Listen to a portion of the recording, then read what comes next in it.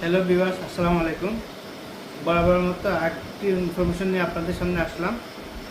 আপনারা এখানে লক্ষ্য করেন, এই যে এখানে যে স্টোনগুলো দেখতেছেন, এই স্টোনগুলোর কারণে দাঁত এবং মাড়ি দুটোই ক্ষতিগ্রস্ত হয়।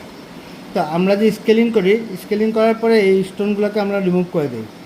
তো অনেকের মুখে প্রশ্ন থাকে যে দাঁত পাতলা হয়ে যায় কিনা, আশেপাশে দাঁত নষ্ট হয়ে যায় কিনা। এখন এই পাথরগুলো যদি আমরা স্কেল হ্যান্ড দিয়ে রিমুভ করি তাহলে কখনোই দাঁতের সমস্যা হবে না। কারণ অনেকে বলে স্কেলিং করার পর দাঁতের শিশির বেড়ে গেছে। যেমন এই স্কেলার টিপসেরও একটা ধরার নিয়ম আছে, যে অনেকে আছে এভাবে করে, অনেকে আছে এভাবে করে, কিন্তু আইডিয়াল কোনটা, বইয়ের ভাষায় কীভাবে বলছে, যেভাবে 45 ডিগ্রি অ্যাঙ্গেল আমরা শুধু এভাবে মাড়ি থেকে পাথরগুলোকে বের করে নিয়ে আসি, এভাবে মাড়ি থেকে পাথরগুলোকে বের করে নিয়ে আসি।